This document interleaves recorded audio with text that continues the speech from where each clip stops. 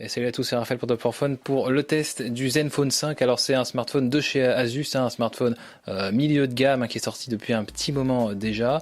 Pour ce qui est de la partie hardware et de l'esthétique du terminal, eh bien on est sur une finition assez bonne. Alors on est sur un smartphone milieu de gamme, donc forcément on n'est pas sur une esthétique haut de gamme, donc ça reste du plastique, mais la finition est quand même d'assez bonne qualité.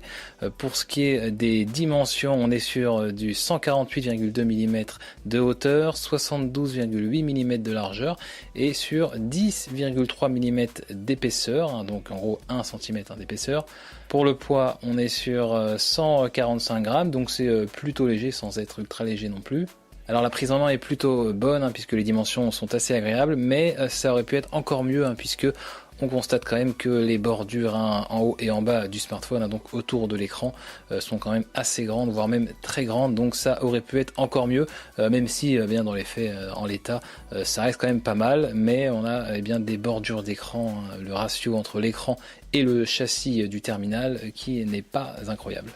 Et puis pour ce qui est des couleurs disponibles, eh bien, on aura bien sûr du noir et du blanc, donc les couleurs classiques. On aura également, comme ce modèle de test, une couleur champagne, or, et on aura également du rouge ou encore du violet. On constate que le capot arrière du smartphone s'enlève, mais malheureusement la batterie n'est pas amovible pour autant. Alors quitte à faire un dos amovible, on aurait quand même aimé que Asus rende la batterie amovible, ce qui n'est pas le cas. Alors l'image et le son, on commence avec l'écran, on est sur un écran donc de 5 pouces IPS en résolution HD, donc en 720p, 1280 par 720p, donc on n'est pas sur du Full HD, on est sur du HD classique.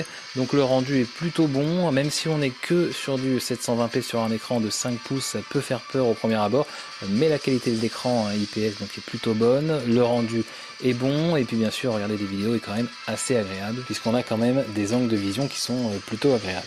Et puis pour ce qui est de l'audio, et bien là par contre on est sur quelque chose de très classique puisqu'on a simplement comme d'habitude un haut-parleur sur la façade arrière du smartphone, un son mono puisqu'on n'a qu'un seul haut-parleur, donc on est sur un son qui n'est pas mauvais, mais on n'est pas non plus sur un son incroyable puisqu'on a un son tout ce qu'il y a de plus classique. Alors pour ce qui est des performances, eh bien on est sur du plutôt bon. Alors bien sûr pour un milieu de gamme, on est sur un processeur quad-core cadencé à 1,2 GHz. Alors c'est un processeur Qualcomm, donc pour la puce graphique on a un Adreno 305. Et puis pour ce qui est de la RAM, alors ça varie suivant les variantes géographiques et puis les différents modèles. On a 1 ou 2 Go de RAM. Voilà, donc on est sur une très bonne fiche technique pour un milieu de gamme, bien sûr, puisque toutes les applications, tous les jeux 3D du Play Store ou encore n'importe quelle vidéo, même en HD, va tourner sans problème. Alors bien sûr, ce qui va changer avec les smartphones ultra haut de gamme, ça va sûrement être la rapidité d'exécution des applications, la rapidité à s'ouvrir, mais dans les faits, en tout cas, toutes les applications tournent sans problème. Et puis pour ce qui est des benchmarks, et bien là sans surprise, les benchmarks reflètent parfaitement ce qu'est ce smartphone, un smartphone milieu de gamme, plutôt puissant, donc vraiment vous n'aurez aucun problème à l'utilisation.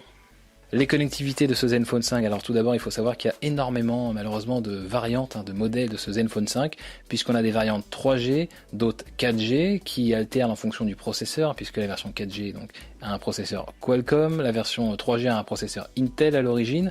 On a également des modèles 1 Go de RAM, 2 Go de RAM, d'autres modèles qui ont 8 Go de mémoire interne, ou encore 32, ou encore 16 Go, donc ça alterne vraiment suivant les modèles. En l'occurrence, Zenfone 5 prêté par Asus, eh bien, on est sur une édition 4G, donc c'est un processeur Qualcomm. Les connectivités de ce modèle, on a donc bien sûr tout ce qui est bien classique sur un smartphone, puisqu'on a de la 4G, du Bluetooth, du Wi-Fi, on a également du GPS. Par contre, malheureusement, milieu de gamme oblige, on n'a pas de NFC et on n'a pas non plus de recharge sans fil. Et puis pour ce qui est des connectiques, là encore, du classique, on a un port micro USB 2.0 et puis on a également une prise jack 3.5 mm et bon point puisqu'on a un port micro SD.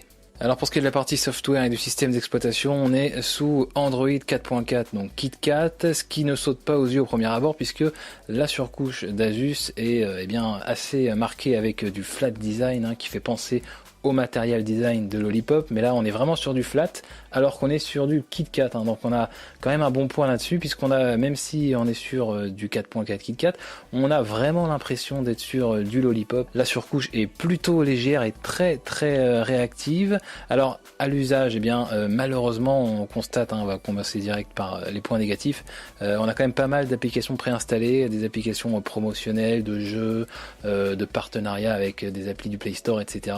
Et malheureusement elles sont pas désinstallables, alors on est obligé de les mettre à jour par le Play Store alors qu'on s'en sert pas, etc. Donc c'est un petit peu dommage, et on a l'impression que ça alourdit un petit peu le smartphone. En tout cas la mémoire interne se trouve eh bien occupée pour rien. Sinon à part ça, eh bien la surcouche est très réactive, les applications s'ouvrent aussi également très vite, on a vraiment une très bonne fluidité.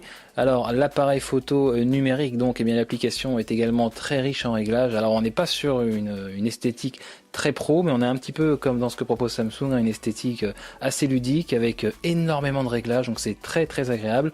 On est sur un capteur donc de 8 mégapixels à l'arrière et 2 mégapixels à l'avant, et on a des réglages plutôt sympathiques, hein, pour eh bien rendre par exemple les visages plus beaux, pour affiner le visage, etc. Alors bien sûr ça dénature la photo, hein, c'est pas du tout naturel, mais en tout cas c'est assez amusant à utiliser. Et puis on a également des réglages un petit peu plus sérieux pour améliorer les photos, donc c'est vraiment bien pensé de la part d'Asus. Le capteur également un bon point, puisqu'on filme en 1080p, donc en Full HD, ce qui est assez rare pour un smartphone qui est sur un processeur milieu de gamme, un S400, puisque souvent les processeurs de ce type, en tout cas les smartphones qui sont équipés de ce type de processeur, eh bien enregistrent des vidéos maximum en 720p. Là on a du 1080p, donc c'est vraiment un bon point. Pour ce qui est du stockage, hein, pour stocker tout ça, alors on a au choix du 8 Go, 16 ou 32 Go, encore une fois ça va dépendre, hein, du lieu géographique, ou encore du modèle que vous allez acheter. En l'occurrence ce modèle de test était équipé de seulement 8 Go, c'est faible, mais on a tout de même un port micro SD. Alors bien sûr ça ne veut pas dire qu'il y a une micro SD fournie dans la boîte, il faut en acheter une, mais les micro SD baissent, hein, de plus en plus au niveau du prix, donc ça devient de plus en plus accessible, donc on peut étendre la mémoire du moins pour stocker les photos et vidéos. Et puis pour ce qui est de la batterie, alors on est sur une batterie de 2110 mAh, ça paraît un petit peu faible, mais au vu de la résolution de l'écran, etc. Et puis du côté milieu de gamme de l'appareil, une batterie comme ça, eh bien tient plutôt la route, hein, puisqu'on tient facilement une journée, voire un petit peu plus. Alors c'est pas non plus extraordinaire, on n'est pas sur les records atteints par exemple avec le Z3 compact, etc. Mais en tout cas la batterie n'est pas du tout décevante, on est sur une autonomie largement acceptable.